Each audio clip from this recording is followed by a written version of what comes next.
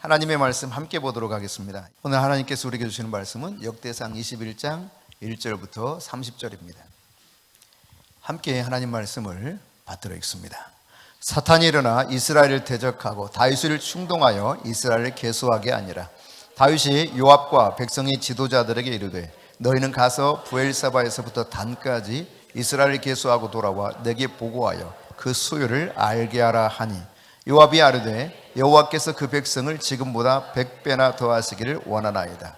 내 주 왕이여, 이 백성이 다 내 주의 종이 아니니까 내 주께서 어찌하여 이 일을 명령하시나이까? 어찌하여 이스라엘이 범죄하게 하시나이까 하나, 왕의 명령이 요압을 재촉한지라. 드디어 요압이 떠나 이스라엘 땅에 두루 다닌 후에 예루살렘으로 돌아와 요압이 백성의 수요를 다윗에게 보고하니, 이스라엘 중에 칼을 뺄 만한 자가 110만 명이요 유다 중에 칼을 뺀 만한 자가 47만 명이라. 요압이 왕의 명령을 마땅치 않게 여겨 레위와 베냐민 사람은 계수하지 아니하였더라. 하나님이 이 일을 악하게 여기사 이스라엘 치심해 다윗이 하나님께 아뢰되 내가 이 일을 행함으로 큰 죄를 범하였나이다. 이제 간구하옵나니 종의 죄를 용서하여 주옵소서. 내가 심히 미련하게 행하였나이다 하니라. 여호와께서 다윗의 선견자 갓에게 말씀하여 이르시되 가서 다윗에게 말하여 이르기를 여호와의 말씀이 내가 내게 세 가지를 내어 놓으리니 그 중에서 하나를 내가 택하라. 내가 그것을 내게 행하리라 하셨다 하라 하신지라. 갓이 다윗에게 나아가 그에게 말하되 여호와의 말씀이 너는 마음대로 택하라. 혹 3년 기근이든지 혹 내가 석 달을 적군에게 패하여 적군의 칼에 쫓길 일이든지 혹 여호와의 칼 곧 전염병이 사흘 동안 이 땅에 유행하며 여호와의 천사가 이스라엘 온 지경을 멸할 일이든지 라고 하셨나니 내가 무슨 말로 나를 보내신 이에게 대답할지를 결정하소서 하니, 다윗이 갓에게 이르되 내가 곤경에 빠졌도다. 여호와께서는 긍휼이 심히 크시니 내가 그의 손에 빠지고 사람의 손에 빠지지 아니하기를 원하나이다 하는지라. 이에 여호와께서 이스라엘 백성에게 전염병을 내리심에 이스라엘 백성 중에서 죽은 자가 7만 명이었더라. 하나님이 예루살렘을 멸하러 천사를 보내셨더니 천사가 멸하라 할 때 여호와께서 보시고 이 재앙 내림을 뉘우치사 멸하는 천사에게 이르시되 족하다, 이제는 내 손을 거두라 하시니, 그때 여호와의 천사가 여붓 사람 오르난의 타작마당 곁에 선지라. 다윗이 눈을 들어보매 여호와의 천사가 천지 사이에 섰고 칼을 빼어 손에 들고 예루살렘 하늘을 향하여 편지라. 다윗이 장로들과 더불어 굵은 배를 입고 얼굴을 땅에 대고 엎드려 하나님께 아뢰되 명령하여 백성을 계수하게 한 자가 내가 아니니까 범죄하고 악을 행한 자는 곧 나이니이다. 이 양떼는 무엇을 행하였나이까? 청하건대 나의 하나님 여호와여, 주의 손으로 나와 내 아버지의 집을 치시고 주의 백성에게 재앙을 내리지 마옵소서 하니라. 여호와의 천사가 갓에게 명령하여 다윗에게 이르시기를 다윗은 올라가서 여부스 사람 오르난의 타작마당에서 여호와를 위하여 제단을 쌓으라 하신지라. 이에 갓이 여호와 이름으로 이는 말씀대로 다윗이 올라가니라. 그때 오르난이 밀을 타작하다가 돌이켜 천사를 보고 오르난이 4명의 아들과 함께 숨었더니 다윗이 오르난에게 나아가매 오르난이 내다보다가 다윗을 보고 타작마당에서 나와 얼굴을 땅에 대고 다윗에게 절하매 다윗이 오르난에게 이르되 이 타작하는 곳을 내게 넘기라. 너는 상당한 값으로 내게 넘기라. 내가 여호와를 위하여 여기 한 제단을 쌓으리니 그리하면 전염병이 백성 중에서 그치리라 하니, 오르난이 다윗에게 말하되 왕은 취하소서. 내 주 왕께서 좋게 여기시는 대로 행하소서. 보소서, 내가 이것들을 드리나이다. 소들은 번제물로, 곡식 뜨는 기계는 화목으로, 밀은 소제물로 삼으시기를 위하여 다 드리나이다 하는지라. 다윗 왕이 오르난에게 이르되 그렇지 아니하다. 내가 반드시 상당한 값으로 사리라. 내가 여호와께 드리려고 내 물건을 빼앗지 아니하겠고 값없이는 번제를 드리지도 아니하리라 하니라. 그리하여 다윗은 그 턱값으로 금 600세겔을 달아 오르난에게 주고 다윗이 거기서 여호와를 위하여 제단을 쌓고 번제와 화목제를 드려 여호와께 아뢰었더니 여호와께서 하늘에서부터 번제단 위에 불을 내려 응답하시고 여호와께서 천사를 명령하심에 그가 칼을 칼집에 꽂았더라. 이때 다윗이 여호와께서 여붓 사람 오르나는 타작마당에서 응답하심을 보고 거기서 제사를 드렸으니 옛적에 모세가 광야에서 지은 여호와의 성막과 번제단이 그때 기브온 산당에 있었으나 다윗이 여호와의 천사의 칼을 두려워하여 감히 그 앞에 가서 하나님께 묻지 못하더라. 아멘. 네, 오늘 읽었던 이 말씀은 다윗의 노년의 때입니다. 마지막 때죠. 인생은 어느 때인가 다 마지막 때를 맞이하게 됩니다. 그것이 하나님 정한 법칙 중에 하나죠. 히브리서 9장 27절에도 보면 하나님이 정한 것이 있는데 그것은 사람이 죽는다는 것이고 죽음으로 끝이 아니라 반드시 심판이 따른다라고 하는 하나님의 법칙을 소개하고 있습니다.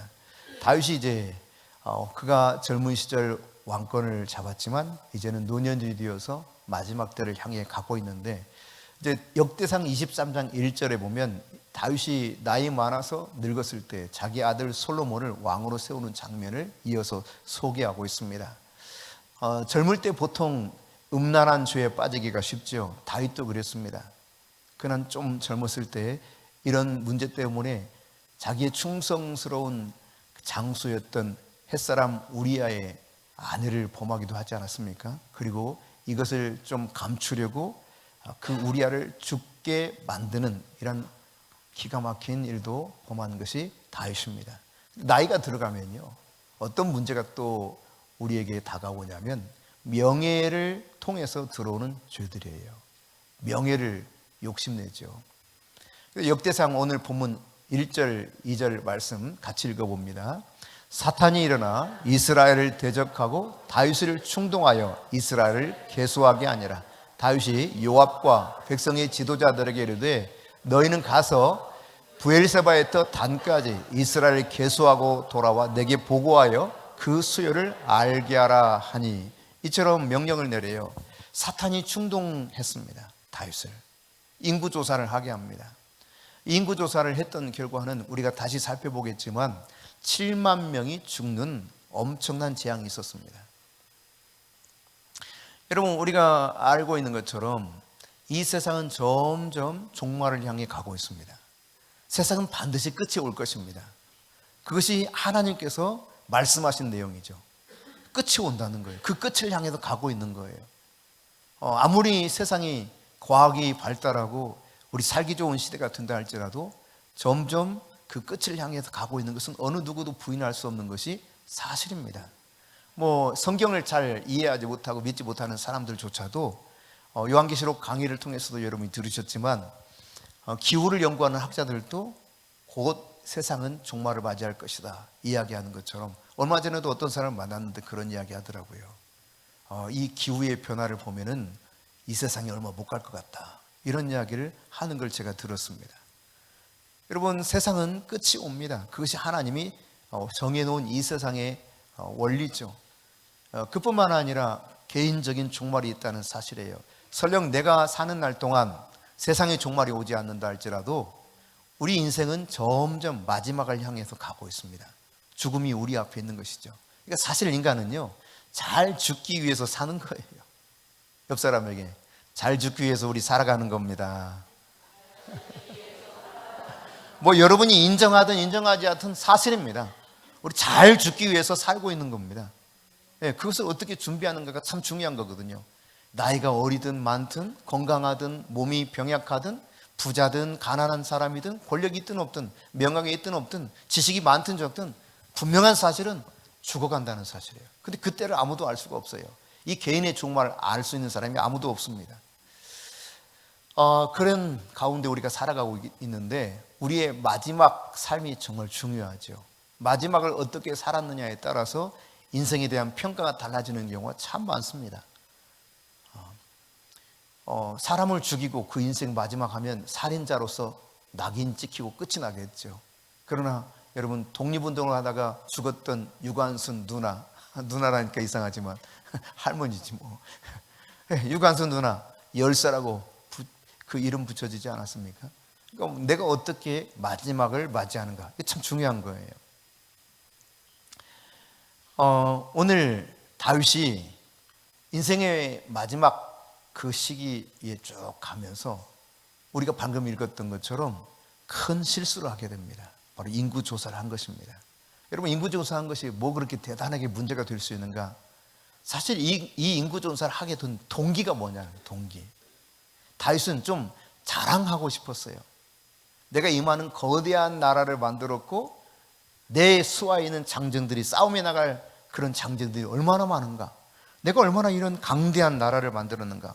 이걸 좀 자랑하고 싶은 거죠. 이게 교만한 마음이 들어온 것입니다. 군사력을 자랑하고 싶었던 것입니다.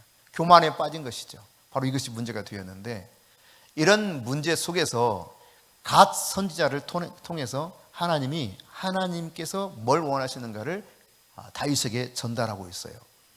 이 문제로 인해서 이제 재앙이 올 것인데, 이 재앙 세 가지 중에 하나를 선택하라는 것입니다. 첫째는 3년 동안 기근이 오는 거예요. 여러분, 기근을 우리가 제대로 맛을 못 봐서 그렇지, 과거에 조금 흉년만 들었어도 이제 거슬러 올라가서 한 50년? 아니면, 네, 그래요. 한 50년만 거슬러 올라가도요, 흉년이 한번 들기만 해도 굶어서 굉장히 힘들어하는 사람 많았습니다. 우리 젊은 세대들은 잘 이해가 안 될 거예요. 쌀이 없으면 라면 사서 먹으면 되지, 이러니까. 이 기근 3년 혹은 3달 동안 계속 적군에게 쫓기는 전쟁, 아니면 3일 동안 전염병으로 여호와의 칼이 임하는 재앙, 이 셋 중에 하나를 선택하라는 것입니다. 난감하죠. 여러분, 사무엘하 21장 1절에 보면 사실 이 다윗은 3년 기근을 경험한 바가 있습니다. 다윗의 잘못 때문에 그랬던 것이 아니라 사울이 피를 흘렸던 이 일로 말미암아 다윗 시대에 3년 동안 이 기근이 있었던 때가 있어요. 이 기근을 경험해 봤기 때문에 3년간 기근에 시달린다고 하는 것 보통 일이 아닙니다. 여러분, 그렇게 오래되지 않은 시기에 북한 땅에서 기근이 심했을 때 얼마나 많은 사람들이 굶어 죽었어요. 그걸 생각해 보면 3년 심각한 기근이라고 하는 것은 엄청난 고통이라는 걸 알기 때문에, 다윗이 이미 경험해 봤기 때문에 선택할 수가 없는 거예요. 뿐만 아니라 다윗은 전쟁을 통해서 사울에게, 다른 적군들에게 얼마나 힘든 그런 인생을 살아왔습니까? 전쟁의 고통도 알아요. 수많은 피를 흘립니다. 그러니 쉽게 전쟁도 선택할 수 없는 겁니다. 그렇다고 전염병을 선택하기도 어려워요. 직접 경험하지는 않았어도 이스라엘이 광야에서 여호와를 시험하다가 왔던 이런 전염병으로 죽어간 역사들 잘 알기 때문에 왕인 다윗이 선택할 이런 선택폭이 사실상 선택하기가 너무 두렵고 떨리는 거죠. 그래서 긍휼이 풍성하신 하나님의 손에 맡기기로 결정하죠. 그랬더니 여호와께서 13절에 보니까 전염병으로 3일 동안 이스라엘에 재앙을 내리십니다. 이 당시 다윗이 통치하던 때 인구가 대략 500만 명 정도 되었으리라고 추정하고 있어요. 그러니까 500만 명 중에 3일간 몇 명 죽었다는 겁니까? 오늘 성경에 보니까 7만 명 죽었다는 거예요. 이것을 우리가 현실적으로 깨닫도록 하기 위해서 생각해 보면 대한민국 인구가 얼마예요? 5천만입니다. 그러면 3일 동안 얼마 죽는다는 이야기입니까? 70만 명 죽는다는 이야기예요. 단 3일 안에. 그러니까 엄청난 재앙인 거죠. 심각한 재앙이 벌어졌던 것이 바로 이 지금 우리가 읽은 본문 안에서 일어났던 이스라엘 역사 속에서 나타난 현상 중에 하나입니다. 오르난 타작마당에 가서 하나님께 제단을 쌓으면 이것이 이제 재앙이 그친다는 것을 하나님께서 천사를 통해 계시해 주시죠. 이 천사가 이 말을 전했을 때 다윗이 오르난을 찾아가요. 오르난은 밀농사하는 농부입니다. 그는 여부스 사람이라고 소개되어 있습니다. 그가 타작마당에서 이제 이 타작을 하기 위해서, 밀타작을 하기 위해서 하는데 천사가 나타나고 또 나중에 숨어서 잘 보니까 다윗이 오는 모습을 보게 되는 장면을 소개해 주고 있죠. 요즘 타작이라고 하는 것은 그 용어 자체가 성경에서 보면 마지막 때를 상징하는 단어입니다. 그래서 마태복음 3장에 보면 세례 요한을 통해서 말씀하시는 것 중에 하나가 뭐냐면 이미 도끼가 나무 뿌리에 놓였다는 것을 언급하면서 그 다음 부분을, 마지막 부분에 보면 타작 마당을 정하게 해서 알곡은 곡간에 들이지만 쭉정이는 어떻게 한다는 것입니까? 꺼지지 않는 불에 집어넣는다는 거예요. 실제로 여러분 과거에 타작을 해보신 분들은 알아요. 이게 어떤 말인지. 농사를 지어보신 분들은 다 압니다. 타작을 해서 알곡은 차곡차곡 가마니에 싸서 곡간에 잘 쟁여두지만 쭉정이는 불을 태우면서 아궁이에 들어가는 것이 쭉정이의 마지막 그런 모습이죠. 타작이라고 하는 것처럼 마지막 때를 상징하는 표현을 쓰여요. 그런가 하면 다니엘서에서도 다니엘이 이 타작에 대해서 역시 마지막 때로 상징하는 표현을 사용하고 있습니다. 같이 읽어보겠습니다. 그때 쇠와 진흙과 놋과 은과 금이 다 부서져 여름 타작마당에 겨같이 되어 바람이 불려간 곳이 없었고 우상을 친 돌은 태산을 이루어 온 세계에 가득하였더라. 하나님의 심판의 때 이 타작마당에서 일어난 일처럼 되었다는 거예요. 네. 여러분 농사 마지막 때 사용하는 것이 타작기계잖아요. 타작기. 과거에 이제 타작을 하려고 하면은 처음에 홀대로 이렇게 훑었어요. 뭐 도리깨로 쳐서 그렇게 하기도 하고 그러다가 뭐 박물관 가서나 보시는 분들이 있겠지만 실제로 그랬어요. 그게 얼마 안 된 이야기입니다. 예. 50년 전 이야기예요. 50년 전. 예. 도리깨의 질에 가서 타작하고 홀대로 훑다가 조금 지나니까 뭐냐면 타작 기계가 나왔어요. 이 타작 기계 나오니까 처음에 뭐예요 그거? 이게 발로 부르면서 하는 거. 그 이름이 생각이 안 난다. 하여튼 그 타작 기계가 나오다가 그다음에 이제 그 동력을 이용해 가지고 쓰는 타작 기계가 나왔어요. 근데 이 동력을 이용해 가지고 타작을 하게 되면 얼마나 바쁜지 모릅니다. 근데 어쨌든 이렇게 타작을 하다가 타작한 이거를 가지고 주로 어디에서 타작을 했냐면 바람이 많이 부는 그런 이 언덕배기 혹은 사거리에서 했습니다. 왜냐하면 알곡과 가라지가 갈라져야 되기 때문에.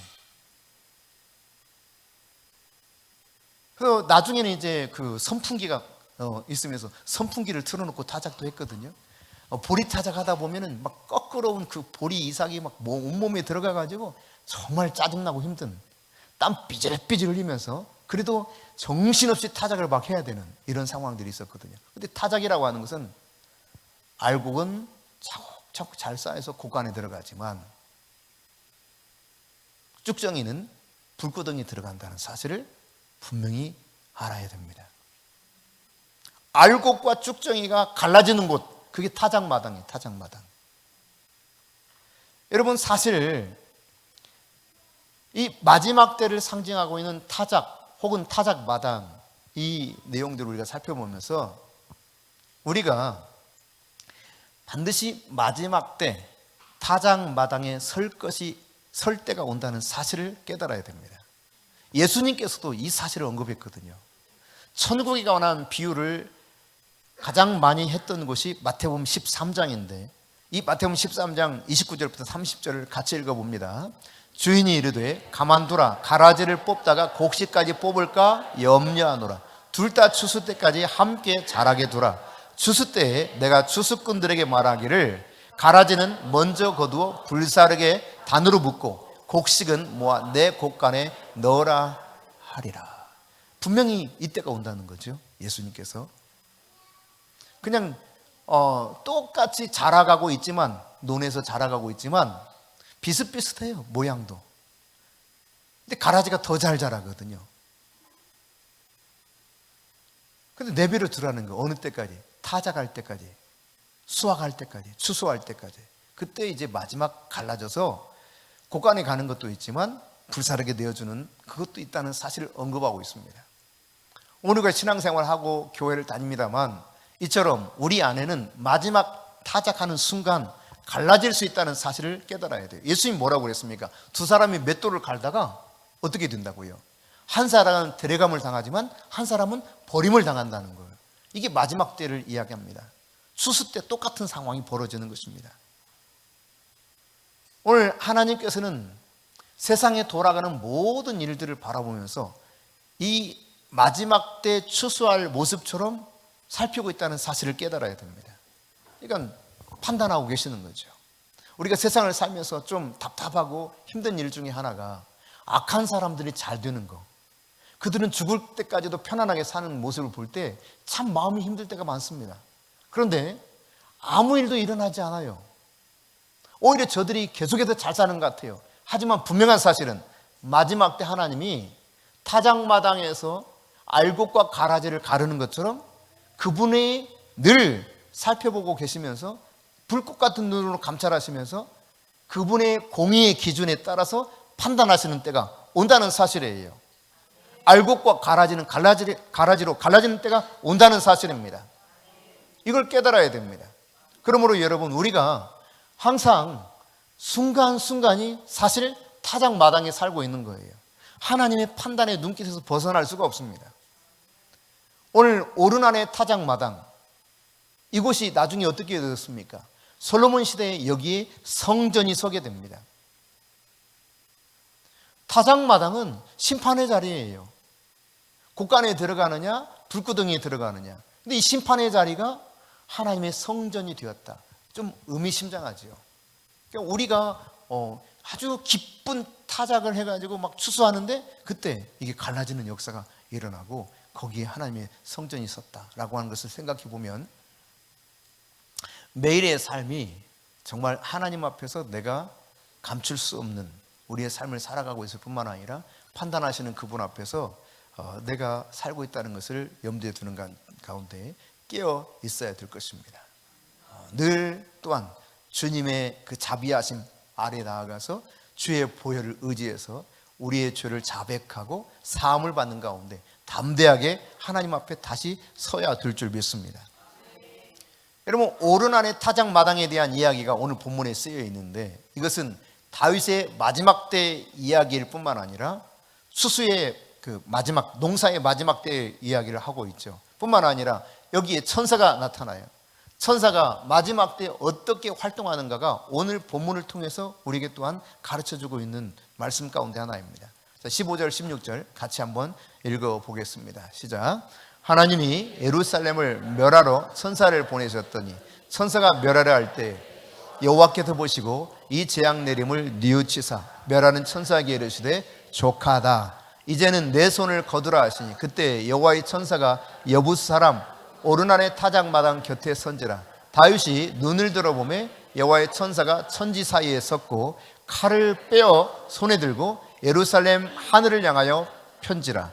다윗이 장로들과 더불어 굵은 베를 입고 얼굴을 땅에 대고 엎드려 이처럼 기록하고 있는데요.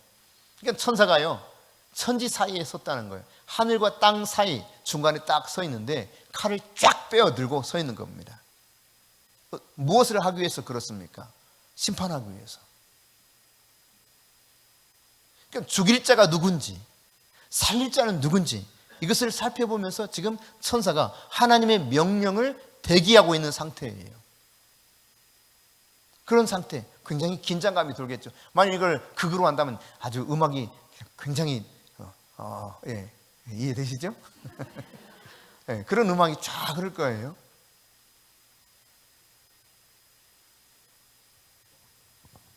여러분, 마지막 때 추수꾼이 누구냐?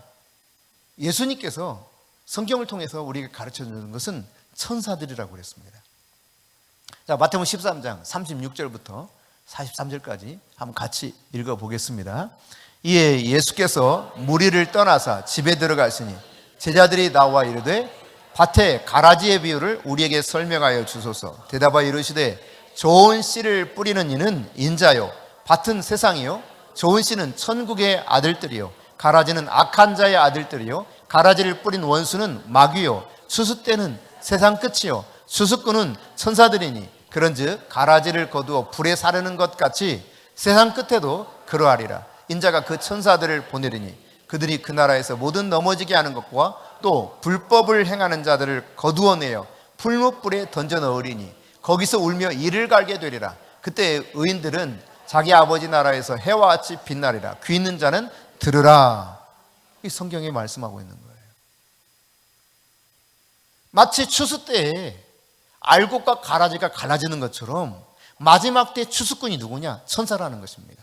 그래서 하나님 나라에 갈 자도 그리고 이제 지옥불이 던져질 자도 가르는 추수꾼이 바로 천사가 활동하는 때가 온다는 이야기를 하고 있죠. 요한계시록에도 보면 이런 이야기들을 하고 있는 걸 보게 됩니다.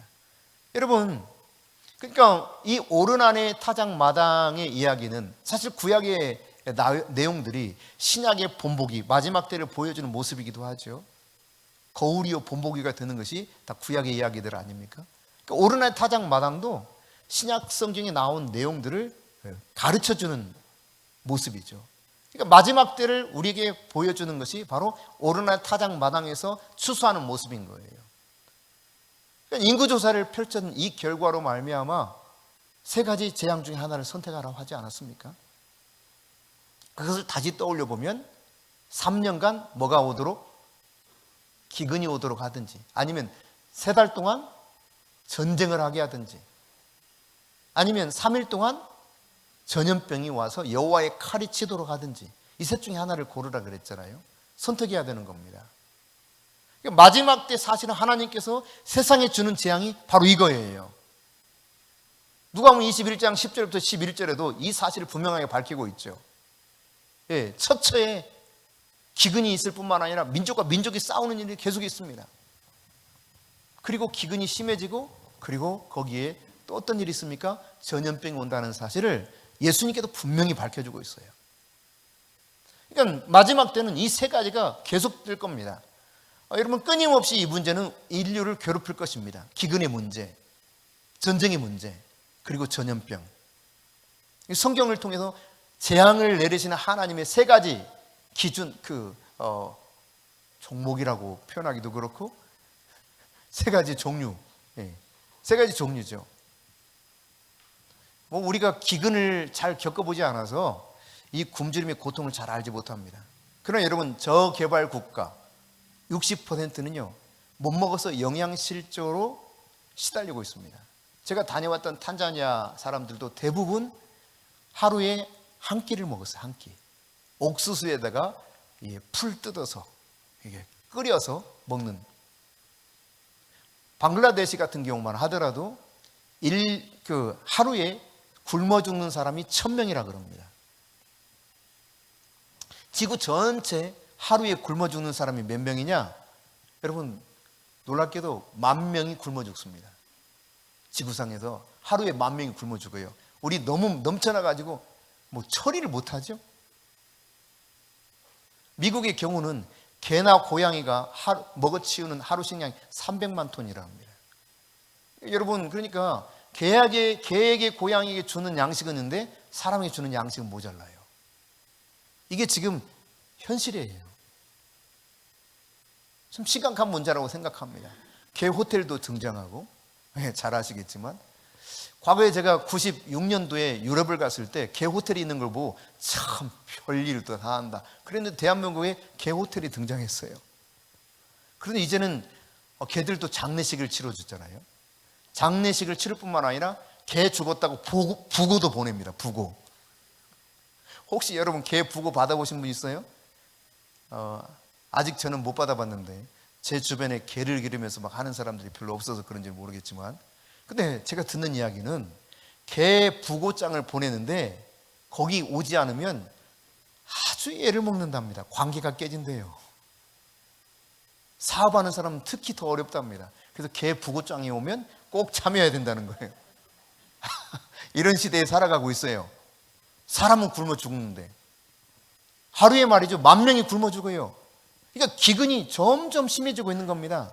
우리가 그걸 피부적으로 와 닿지 못한 현실 속에 있어서 그렇지. 그러니까 그런 나라에서 좀 살아보면 달라질 거예요.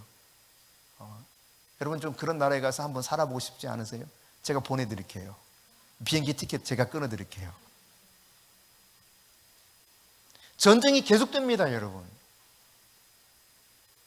우크라이나, 러시아는 물론이거니와 수단에서도 전쟁이 일어나죠. 곳곳에서 전쟁이 계속됩니다. 이 전쟁의 소용이 끝이 없을 것입니다. 마지막 큰 전쟁을 통해서 세상 마지막 맞이하는 그때가 찾아올 것입니다. 전염병은 어떻습니까? 우리 지난번 3년간 경험했죠? 코로나19. 그 바이러스 하나 못 잡아서요 전전긍긍하면서 인류가 아주 애를 먹었습니다. 많은 사람이 죽었습니다. 사실 별것 아닌데도 불구하고. 그런데 이 전염병은 계속해서 인류를 괴롭힐 것이고 심각한 재앙을 가져다 줄 것입니다. 이게 지금 주님이 말씀하신 것이고 성경을 통해서 계속 우리에게 가르쳐 주는 거예요. 마지막 때가 되면 될수록 이런 문제들은 더 빈번하고 더 강도가 크게 나타날 것을 분명히 밝혀주고 있죠. 여러분, 그렇다면 오늘 이 아라우나 타작마당의 이야기를 통해서, 인구조사를 통해서 이런 재앙이 왔던 모습을 우리가 바라보는 가운데, 이런 마지막 때 다가오는 재난 가운데서 우리가 어떻게 하면 피할 수 있을까? 벗어날 수 있을까? 그 길은 어디에서 찾을 수 있을까? 이거를 오늘 본문을 통해서 한번 생각해 보기 원합니다. 여러분, 재난의 뿌리, 이걸 볼 수 있는 영적인 안목이 있어야 돼요. 왜 이 재난이 왔는가? 피상적으로 겉으로 보이는 것은 다윗의 인구 조사, 그것으로 인한 것처럼 보입니다. 그러나 실상은 그렇지 않습니다. 그것은 빌미에 불과해요. 말하자면 꼬투리죠. 정작 무엇 때문에 이 재앙이 닥쳤는가? 사무엘하 24장 1절입니다. 같이 읽습니다.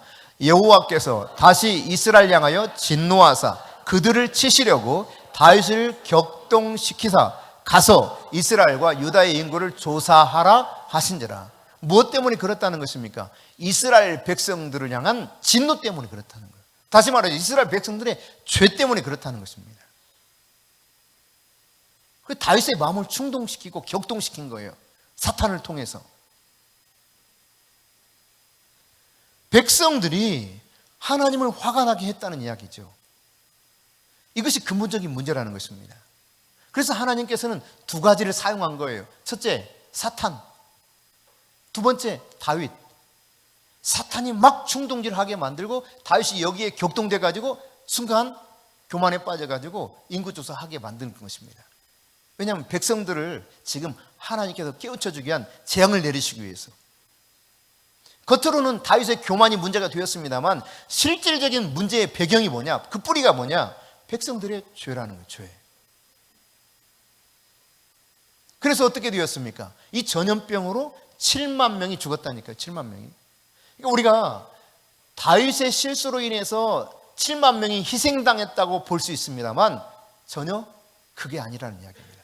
희생당한 것이 아니라 저들은 죄 때문에 죽임당했다는 이야기예요. 이게 하나님의 관점에서 보여주는 것입니다. 그러니까 분명한 원인, 궁극적인 뿌리를 알아야 이 문제로부터 벗어날 수 있는 거예요. 그러니까 죄의 문제를 해결하지 않고는 재앙을 피할 수 없다는 이야기입니다. 마지막 때 재난도 마찬가지일 것입니다. 우리가 죄 가운데 빠져 있으면 그 재앙이 우리를 덮칠 것이지만, 그러나 거룩하고 순수한 믿음 안에서 하나님 앞에 온전하게 서 있으면 재난 가운데서도 하나님의 도우심을 입을 수 있게 될 것입니다. 여러분 개인적으로 어떤 문제를 만났습니까? 그 문제의 원인을 어디에서 찾고 있습니까? 그 원인을 깊이 들여다보고 제대로 볼 수 있는 영적 안목이 있어야 돼요. 왜 내게 이런 아픔과 고통이 계속되고 있을까? 네. 우리가 재난의 이 과정 속에서 그를 피할 수 있는 길, 벗어날 수 있는 길은 영적 안목이 바로 되어서 원인을 잘 발견하는 데 있다는 사실이에요. 그런가 하면 여러분 두 번째로, 자 18절 보겠습니다. 오늘 본문 18절입니다. 같이 읽습니다. 여호와의 천사가 가석에 명령하여 다윗에게 이르시기를 다윗은 올라가서 여부스 사람 오르난의 타작마당에서 여호와를 위하여 제단을 쌓으라 하신지라.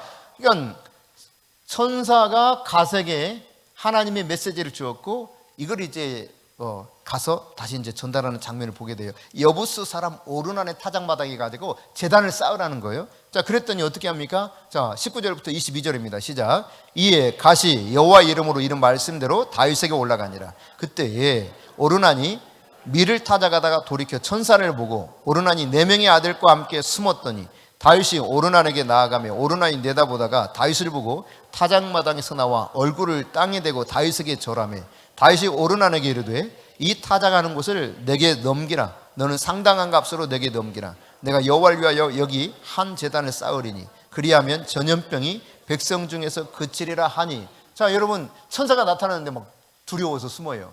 우리 천사 그러면 예쁜 모습으로 날개를 달고 이렇게 날아오는 천사를 상상합니다만 성경에서 나오는 천사는 대부분 그렇지 않아요.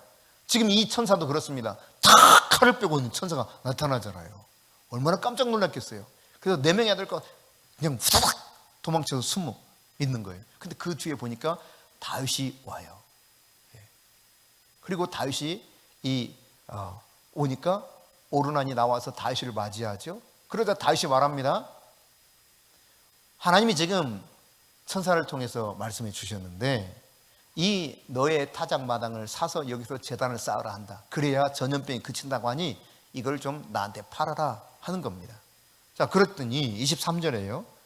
23절 시작. 오르나이 다윗에게 말하되 왕은 취하소서 내 주 왕께서 좋게 여기시는 대로 행하소서. 보소서 내가 이것들을 드리나이다. 소들은 번제물로, 곡식 떠는 기계는 화목으로, 밀은 소제물로 삼으시길 위하여 다 드리나이다 하는지라. 그러니까 몽땅 다 드리겠다는 거예요. 그러니 그냥 마음껏 하시라는 거죠. 값을 안 주셔도 된다는 거예요. 다윗은 지금 상당한 가격을 매겨서 이걸 내가 사서 하겠다 그랬는데 아니에요. 그냥 드릴게요. 그래서 재난이 그칠 수 있다면 나도 쓰임 받는데 얼마나 좋겠어요 하는 그런 입장이겠죠. 오늘 솔깃한 제안이잖아요. 아 그래 그럼 그렇게 하자. 받아들일 수 있는데 어떻게 합니까? 24절 25절입니다.